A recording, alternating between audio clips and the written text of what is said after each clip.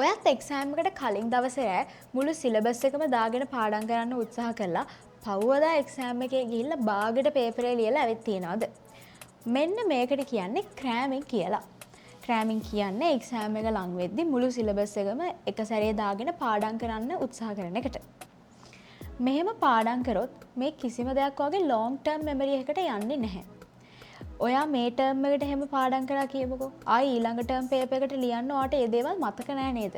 ආයි ඊළඟ ටර්ම් එකට මුලින් ඉඳන් සිලබස් එකම පාඩම් කරන්න සිද්ධ වෙනවා.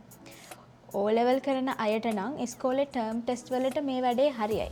හැබැයි O level ෆයිනල් එක්සෑම් එකට A level සිලබසස් පාඩම් කරද්දී එහෙම මේ වැඩේ කරන්න බෑ. කොටින්ම කිව්වොත් A level ටර්ම් ටෙස්ට් වලදී කලින් දවසේවත් ඔයාලට මුළු සිලබස් එකම පාඩම් කරන්න බෑ. මොකද කන්ටෙන්ට් එක එච්චර ලොකුයි. ඉතින් මෙහෙ විදිහට ඉක්මනට පාඩම් කරගෙන යන දේවල් ඇයි ඔයාලට දිගු කාලීනව මතක තියෙන්නේ නැත්තේ? මේ විදිහට පාඩම් කරොත් කවදාවත් ඔයාගේ ලොන්ග් ටර්ම් මෙමරි එකට යන්නේ නැහැ. මේ කන්ටෙන්ට් කිසිම දෙයක් රිටේන් වෙන්නෙත් නැහැ. මේක ඔයාගේ වැරද්දක් නෙමෙයි. බ්‍රේන් එක ෆන්ක්ෂන් වෙන්නේ එහෙමයි. ඉතින් මේක ෆික්ස් කරන විදිහ දැනගන්න ඕනේ නම් මේ වීඩියෝ එක සම්පූර්ණයෙන් බලන්න සිද්ධ වෙනවා. ඊට අවුරුදු 100කට විතර කලින් හර්මන් එබින්ගස් කියලා ජර්මන් සයිකොලොජිස්ට් කෙනෙක් පොඩි එක්ස්පෙරිමන්ට් එකක් කරනවා එයාගේ මෙමරි එක ටෙස්ට් කරන්න. ඉතින් මෙතනදී එයා ඇත්තටම එක්සිස්ට් වෙන්නේ නැති බොරු වචන ටිකක් එයාම නිර්මාණය කරගෙන ඒවා එයා මෙමරයිස් කරනවා. ඊට පස්සේ දවස් ගානකට සැරයක් නැත්නම් සති ගානකට සැරයක් එයා තමන්ව ටෙස්ට් කරලා බලනවා මේ වචනයට මතකයිද නැද්ද කියන එක.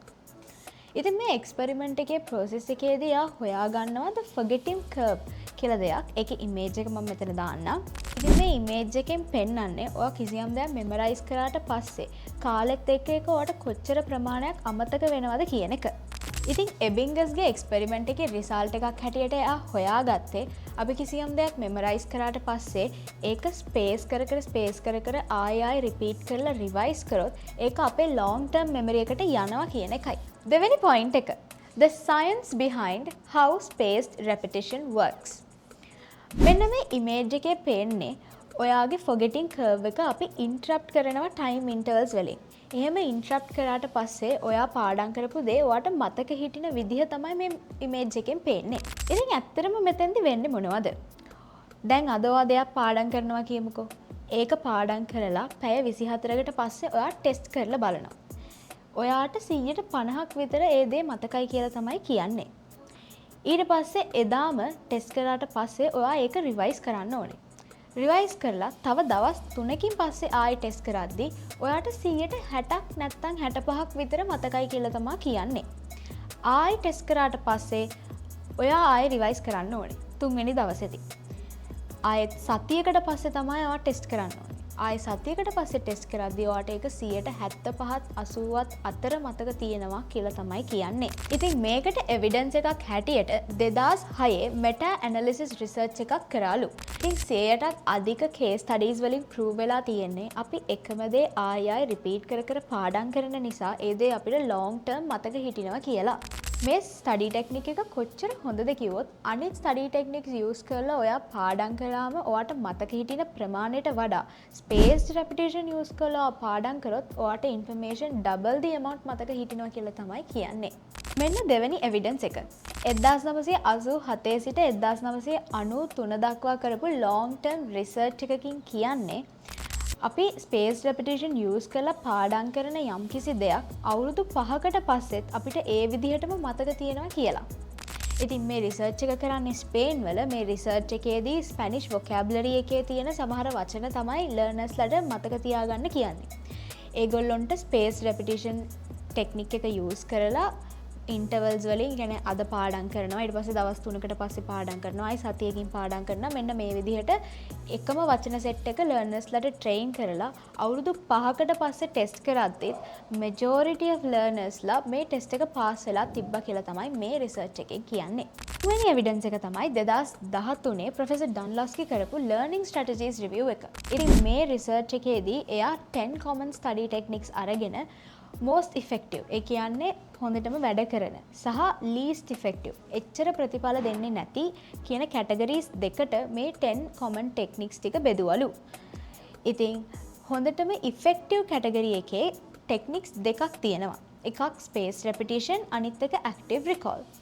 ඉතින් අවුරුදු ගානක් තිස්සේ රිසර්ච් කරලා සයන්ටිෆිකලි ප්‍රූව් කරපු හයි සක්සස් රේට් එකක් තියෙන ස්ටඩි ටෙක්නික් එකක් තමයි ස්පේස් රෙපිටිෂන් කියන්නේ. මෙන්න අපේ තුන්වෙනි පොයින්ට් එක.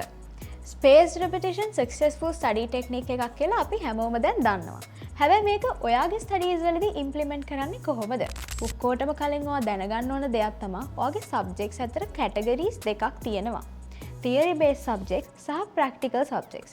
theory based subjects වලට උදාහරණයක් හැටියට biology, English, සිංහල මේ වගේ subjects ගන්න පුළුවන්. practical subjects හැටියට maths, physics, chemistry මෙන්න මේ වගේ subjects ගන්න පුළුවන්. ඉතින් මේ දෙකටම වෙන වෙනම steps තියෙනවා. මම මේ steps ටික ඔයගොල්ලන්ට දැන් කියන්නම්. මුලින්ම theory based subjects වලට ඔයා කරන්න ඕනේ සබ්ජෙක්ට් එකේ මොකක් හරි ලෙසන් එකක් තෝරගෙන ඒකේ හොඳට අන්ඩර්ස්ටෑන්ඩින් එකක් තියෙනවා නම් ඒක හොඳට ක්ලාසස් වලට ගිහින් හරි කොහොම හරි කවර් කරගෙන නම් තියෙන්නේ. ඊට පස්සේ ඒ ලෙසන් එකටම කියලා ඔයා වෙනම questions ටිකක් ලෑස්ති කරන්න ඕනේ. ඒ සම්පූර්ණ ලෙසන් එකෙන්. එහෙම ලෑස්ති කරාට පස්සේ පළවෙනි දවසේ ඔයා ඒ ලෙසන් එකේ තියෙන questions වලට ආන්සර් කරන්න ඕනේ. ආන්සර් කරලා ඒ උත්තර හරිද වැරදිද බලලා වැරදි ඒවා වෙනම මාක් කරලා වෙනම කොලයක ජොට් ඩවුන් කරලා තියාගන්න. ඊට පස්සේ ආයෙ මේ ක්වෙස්චන් සෙට් එක ඔයා දවස් 3කට පස්සේ try කරන්න ඕනේ.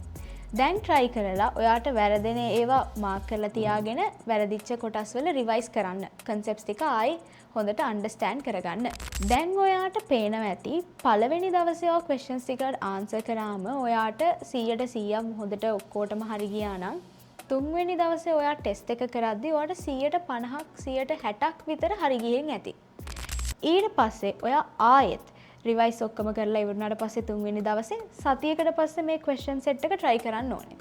එහෙම try කරද්දී ඔයාට පෙනෙයි චෙක් කරාට පස්සේ දැන් ඔයාට 75%ක් විතර මතකයි. ඉතුරු වැරදුන ටික ඔයා ආයෙ රිවයිස් එකක් කරන්න ඕනේ. දැන් ආයෙත් දවස් 7කට පස්සේ ආයෙසරක් ඔය questions ටික try කරන්න ඕනේ. මේක තමයි ඔයාගේ අන්තිම try එක. මෙතෙන්දී ඔයාට පේනවා 95%ක් විතර questions ඔයාගේ හරි ගිහින් තියෙයි. මේ ඔක්කොම ටික ඔයාගේ long term memory එකට ගිහිල්ලායි තියෙන්නේ. ආයෙ මාසෙකට සැරයක් විතර මේ lesson එක revise කරා නම් ඔයාට හොඳටම ප්‍රමාණවත්. දැන් දෙවෙනි subject set එක. practical subjects ටික. maths, physics, chemistry වගේ subjects. ඉතින් මම මේක ඔයාට research based evidence එකත් එක්කම මේ ටෙක්නික් එක කියන්නම්. and Paashla 2008 රිසර්ච් එකක් කරනවා space repetitions මේ විදිහට practical subjects වලට involve කරාම performance එක කොහොමද කියලා බලන්න. මේ experiment එකේදී ඒගොල්ලෝ categories දෙකකට students ලව බෙදනවා. පළවෙනි category එකේ students ලට දවස් ගානකට සැරයක් space කර maths problems දුන්නලු solve කරන්න. දෙවැනි කැටගරි එකේ ස්ටුඩන්ට්ස් ලට එකම දවසේ විවිධාකාර maths ගණන් sets දුන්නලු solve කරන්න. සති ගානකට පස්සේ මේ teams දෙකේම ඉන්න ස්ටුඩන්ට්ස් ලව එකට දාලා exam එකක් දුන්නලු. මේ exam එකේදී හොඳට perform කරලා තිබ්බේ අර කලින් space කර maths problem සුළු කරපු ළමයි ටික. ඉතින් ඔයගොල්ලොත් use කරන්න ඕනේ මෙන්න මේ ටෙක්නික් එකම තමයි. මෙන්න step by step guide එක.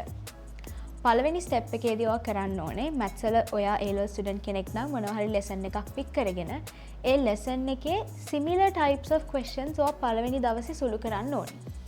ඒවා සුළු කරාට පස්සේ දවස් 3ක් ඉන්න. දවස් 3ක් gap එකක් තියලා ආයි තුන්වෙනි දවසේදී ඔයා ඒ lesson එකේම විවිධාකාර questions solve කරන්න ඕනේ. ඔයා පළවෙනි දවසේ කරන්නේ ඒ lesson එකේ තියෙන similar questions කරන එක. තුන්වෙනි දවසේ කරන්නේ ඒ lesson එකේ තියෙන විවිධාකාර questions try කරන එක. මේ දෙපාරම ඔයා ගණන් සුළු කරද්දී වැරදෙන ගණන් ටිකයි ඒකට හරි උත්තරේ වෙනම කොලයක ලියලා තියාගන්න. දවස් 3කට පස්සේ ඔයා කරන්න ඕනේ ඒ lesson එකේම තියෙන විවිධාකාර question set එකක් try කරන එක. පළවෙනි දවසේ ඔයා similar questions ටිකක් try කරනවා. දවස් 3කට පස්සේ ඔයා different questions ටිකක් try කරනවා. ඔක්කොම එකම lesson එකේ. ඊට පස්සේ සතියකින් තුන්වෙනි දවසේ කරපු question set එකයි පළවෙනි දවසේ කරපු question set එකයි දෙකම ආයි පාරක් ඔයා try කරලා බලන්න ඕනේ.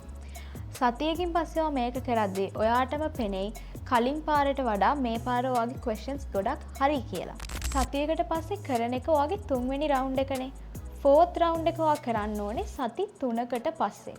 සති 3කට පස්සේ ඔයා ආයෙ අර questions ටිකම මුලින් ඉඳන් කරන්න ඕනේ නෑ. ඒ lesson එකට අදාළ past paper questions ටික විතරක් try කරන්න. සහ අර කලින් ලියාගත්තනේ වැරදුන questions සහ ඒකට හරියන answers ටික අන්න ඒ කොලෙත් පොඩ්ඩක් රිවයිස් කරගන්න. අයත් මේ ලෙසන් එක මාසෙකට සැරයක් රිවයිස් කරොත් හොඳටම ප්‍රමාණවත්. මාසෙකට සැරයක් රිවයිස් කරද්දී කරන්න ඕනේ ඒ ලෙසන් එකටම අදාළ ක්වෙස්චන්ස් ටිකක්. තියරි කටපාඩම් කිරීමක් අපිට මැත්ස් ෆිසික්ස් කෙමිස්ට්‍රි වගේ සබ්ජෙක්ට්ස් වල කෙමිස්ට්‍රි වල නම් තියරි තියෙනවා ෆිසික්ස් වලත් තියෙනවා. හැබැයි ගණන් ඔයා ප්‍රැක්ටිස් කරද්දී ගණන්ම තමයි ඔයා රිවයිස් කරද්දීත් ප්‍රැක්ටිස් කරන්න ඕනේ. සහ අර කලින් වැරදුන දේවල් ඔයා වෙනම ලියාගත්තනේ කොලේ ඒ කොලේ ටිකක් උඩින් පල්ලෙන් බලන්න විතරයි තියෙන්නේ. ඉතින් මේ ටෙක්නික් එකේ බෙනිෆිට් එක තමයි මේ විදිහට ක්වෙස්චන් සෝල්ව් කරද්දී මැත්ස් ෆිසික්ස් වල බේසිකලි අපිට තියෙන්නේ කන්සෙප්ට් එක අපි තේරුම් ගන්න ඕනේ. කන්සෙප්ට් එක තේරුම් ගත්තොත් විතරයි පාස් පේපර්ස් වල එහෙම තියෙන ක්වෙස්චන්ස් වලට අපිට ආන්සර් කරන්න පුළුවන්. මොකද ඒගොල්ලෝ තියරි එකෙන් විවිධාකාර ප්‍රැක්ටිකල් ඇප්ලිකේෂන්ස් අපෙන් අහනවා. ඉතින් ඒවට උත්තර ලියන්න නම් කන්සෙප්ට් එකේ ඩීප් අන්ඩර්ස්ටෑන්ඩින් එකක් ඔයාලට තියෙන්න ඕන. ඉතින් මේ විදිහට රිවයිස් කරනකොට ආයි විවිධාකාර ප්‍රශ්න ඔයා try කරනකොට ඔයාට මේ කන්සෙප්ට් එක ගැන ඩීප් අන්ඩර්ස්ටෑන්ඩින් එකක් හම්බ වෙනවා. සහ ඔයාගේ ප්‍රොබ්ලම් ෆ්ලෙක්සිබිලිටි එක වැඩි වෙනවා. ඒ කියන්නේ ඔයා ඩිෆරන්ට් ක්වෙස්චන්ස් ගොඩක් try කරලා තියෙනවා. ඔයාට තව අලුත් විදිහේ ක්වෙස්චන් එකක් දුන්නත් ඒවටත් හිතන්න පුළුවන් විදිහට ඔයාගේ බ්‍රේන් එක මේ විදිහට ට්‍රේන් වෙලා තියෙයි. අපේ හතරවෙනි පොයින්ට් එක don'ts of space repetition. ඒ කියන්නේ space repetition ටෙක්නික් එක යූස් කරද්දී ඔයා නොකළ යුතු දේවල්. පළවෙනි පොයින්ට් එක තමයි ඔයා කවදාවත් ස්කෙඩියුල් එක ස්කිප් කරන්න හොඳ නැහැ. ස්පේස් රෙපිටිෂන් ටෙක්නික් එකේදී කරන්නෙම අද පාඩම් කරනවා දවස් 3කින් කරනවා ආයි සතියකින් කරනවා ආයි මාසකින් කරනවා. අන්න ඒ පැටර්න් එකට තමයි යන්නේ. ඔයාට හිතෙනවා නම් මට දවස් 3ක් වෙනකන් ඉන්න ඕනේ මට දවස් 4ක් ගියාමත් මතක හිටිනවා කියලා එහෙනම් දවසක් කරලා දවස් 4කට පස්සේ කරලා ඒ විදිහට ඔයා කැමති විදිහට ඒක ටික එහාට මෙහාට කරගන්න. හැබැයි ඒ රෙපිටිෂන් එක හරියට වෙන්න ඕන. ඔයා නිකන් හරි ස්කිප් කරොත් ඔයාගේ ස්කෙඩියුල් එක හරියට ෆලෝ කළේ නැත්නම් මේ දේවල් කවදාවත් ඔයාගේ ලොන්ග් ටර්ම් මෙමරි එකට යන්නේ නැහැ. ආයි මුලින් ඉඳන් ඔයාට රීස්ටාර්ට් කර සිලබස් එකම පාඩම් කරන්න සිද්ධ වෙනවා. දෙවෙනි පොයින්ට් එක තමයි focus on recall not recognition. දැන් ඔයා ආයි රිවයිස් කරනවානේ. රිවයිස් කරනකොට ආයි සතියකට පස්සේ විතර රිවයිස් කරනකොට ඔයාට හිතේ සමහර ප්‍රශ්න දැක්කම මම මේකට උත්තරේ දන්නවා දෙපාරක් විතර දැන් ලියලානේ තියෙන්නේ කියලා ඔයාට හිතනවා. ඔයාට එහෙම හිතුණට ඔයා ඒකට 100%ක් උත්තරේ දන්නේ නැහැ. ඔයාට 160ක් විතරයි මතක තියෙන්නේ. ඒ නිසා කවදාවත් මම මේකට උත්තරේ දන්නවා කියලා ක්වෙස්චන් එක ස්කිප් කරන් යන්න හදන්න එපා. ඒක ලියන්න, ලියලා ටෙස්ට් කරන්න උත්තරේ තාමත් අඩුපාඩු වලට හොයාගන්න පුළුවන්.